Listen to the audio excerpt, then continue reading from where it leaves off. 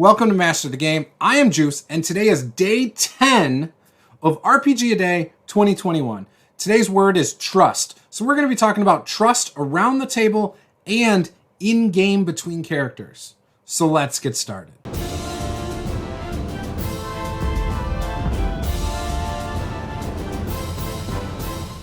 Once again, if this is your first time here, be sure to smash that subscribe button. We're going to be doing all sorts of RPG A Day topics this month. We're going to talk about a variety of things, such as live streams, D&D stories, RPG stories in general. We're going to be talking about how I handle certain situations, just all sorts of fun stuff for the month of August. So with that, let's dive into our topic. Today's topic is trust. Now, I'm going to briefly talk about trust between players at the table. Then I'm going to talk about trust between the players and DM at the table.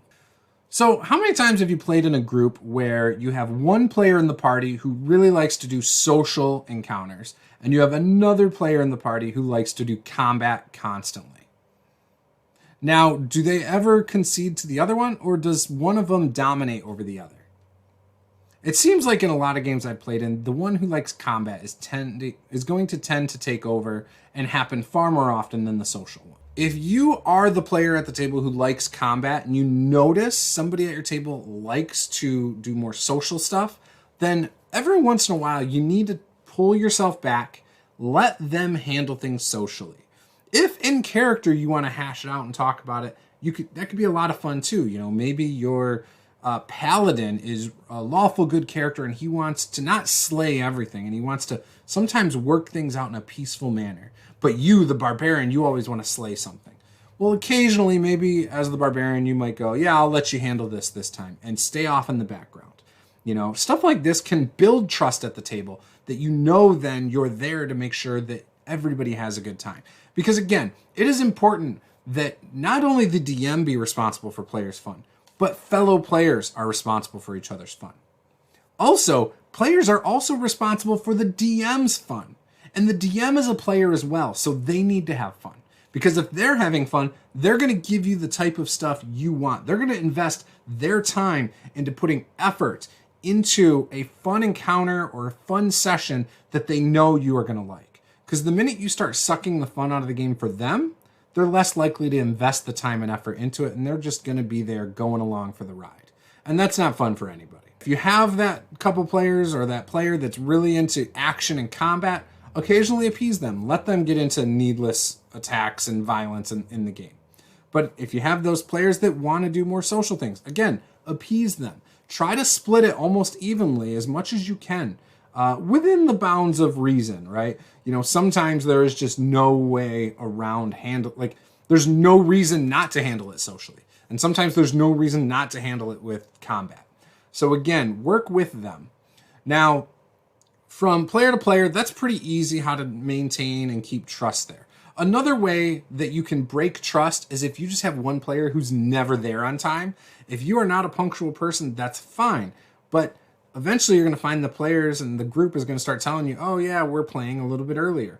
Or if you're never on time and you hold up the game or you ruin the game, they might stop inviting you altogether. Because again, they don't trust that you're going to make it on time. You know, and that's a problem. Now, when it comes to the DM and player trust situation, you have things like fudging dice rolls. Now, when I've played in games where I assumed my DM fudged dice rolls, it pulled me out of the game, and it made me push the limits a little more of what I could get away with. And, you know, that's no fun for anybody. And I understand people think that it's necessary because they don't want to kill characters and they don't want it to be anticlimactic. And there's a whole reason, a whole bunch of excuses. And I do refer to them as excuses for a reason. Juice of Master the Game, used to fudge dice rolls. It's true. I'm not perfect. Back in the day, I used to think it was my role, and I still think it's my role, but it was my job to tell a story at the table, or at least for the game to play out in a certain way that I envisioned with a certain amount of tension. And while I still somewhat agree, I now let the dice decide that amount of tension sometimes. I don't fudge dice rolls. I can honestly say I don't think I've fudged a single dice roll in about 5 years. And I used to do it for a variety of reasons. I used to have a character in one of my games a long time ago that I could not hurt. Most of the group was a squishy group. He was not. And I remember he was getting kind of cocky about it. And so the next combat, I said I'd crit him. And I did. I literally told him pretty much max damage on the crit. And I knew that wouldn't kill him because I used to keep track of everything.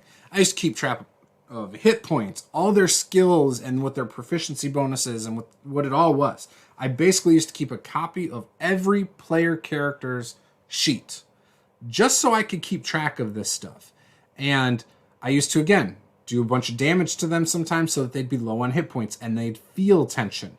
I would sometimes do this to weaker characters. So again, they felt like, okay, guys, we got to run, you know. I used to do a lot of that, but it was micromanaging things I didn't need to micromanage. I don't need to know that. And I've since made it a very clear thing that I won't do that anymore. I will never fudge dice roll. Even if I screw up. This is the other thing. I've heard DMs say, well, what if you screw up and you make an encounter too hard? You know, and whatever. I won't fudge a dice roll anymore, no matter what. I tell everyone up front at session 0 that how the dice fall is how they stay, and that's how it's going to be. I'm not going to fudge it. Now, I do tend to put my dice tray and my dice tower behind the DM screen, but usually it's off to the side, like literally against the side. Now, the cool thing is that, again, I've got 2 sides on my dice tower, so I can roll it on one side, and I could roll it on the other side, you know? And if you are somebody who doesn't think they can get away from fudging dice rolls, start rolling in the open. Do something like what I just showed you. Get one of those. You can get them on Amazon. You can get a 3D print of it and print it yourself, whatever. Put that on the side or put that out in front of you and roll there. You can also just ask the players to roll a d20 in the open for you. You know, again, that'll increase tension. It'll also let them know that your dice are true. You're not lying, you know. Because again, when you start removing that, you remove urgency from the game.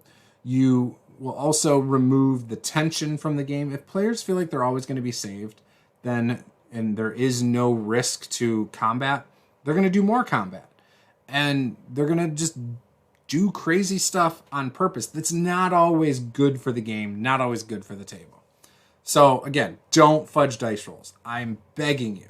And I know some of you out there are still going to do it, and that's fine.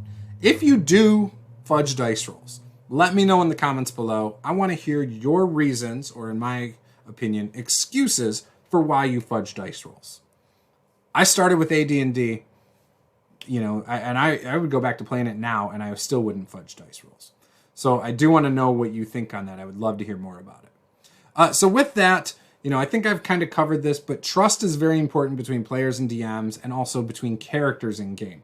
And yes, you can have some fun with it between characters at the table, you know, in character.